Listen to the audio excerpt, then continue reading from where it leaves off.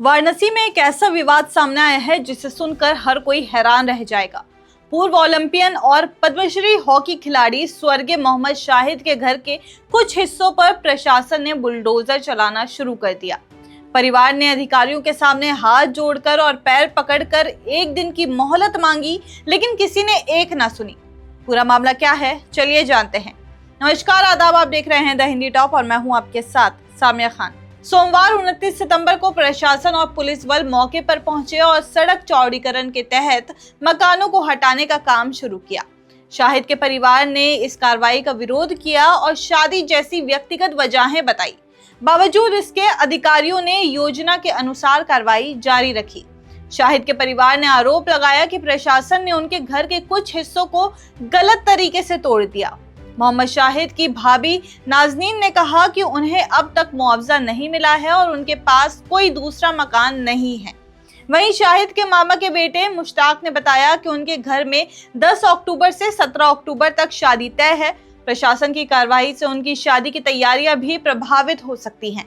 परिवार का यह भी आरोप है कि सड़क चौड़ीकरण के नाम पर 21 मीटर जमीन ली गई है, जबकि वास्तविक रूप से 25 मीटर सड़क को चौड़ा किया जा रहा है।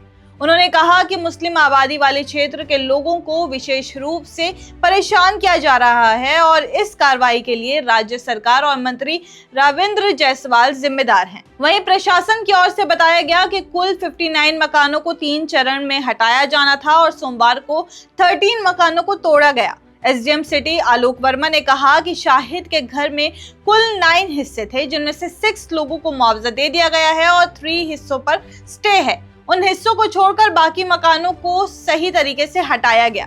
एसडीएम वर्मा ने स्पष्ट किया कि मकान मालिकों को समय देने के लिए प्रशासन तैयार था, लेकिन उन्होंने जरूरी डॉक्यूमेंट्स उपलब्ध नहीं कराए।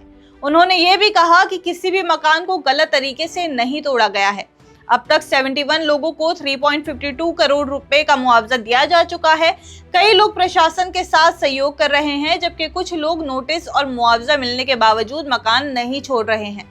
शाहिद के परिवार ने एक दिन की मोहलत की गुहार लगाई, शादी और निजी जरूरतों का हवाला दिया। प्रशासन ने कहा कि इस मामले में समय देने पर विचार किया जाएगा, लेकिन सड़क चौड़ीकरण की योजना अनुसार काम जारी रहेगा। इसमें एक मुस्लिम बुजुर्ग का एक वीडियो भी वायरल हो रहा है, जिसमें वो अधिकारियों से बहुत रिक्वेस्ट करते हुए और उनके सामने हाथ जोड़ते हुए कह रहे हैं कि मिश्रा जी, मैं आपके पैर पकड़ रहा हूँ, बस आज की मोहलत दे दीजिए, कल हटा लेंगे। लेकिन किसी ने उनकी एक ना सुनी।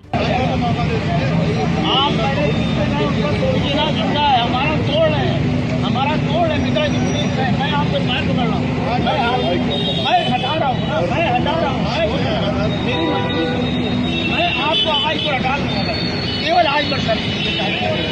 तो कुल मिलाकर वाराणसी प्रशासन का कहना है कि सड़क चौड़ीकरण की ये कार्रवाई पूरी तरह से तय प्लान और मुआवजा प्रक्रिया के तहत की जा रही है।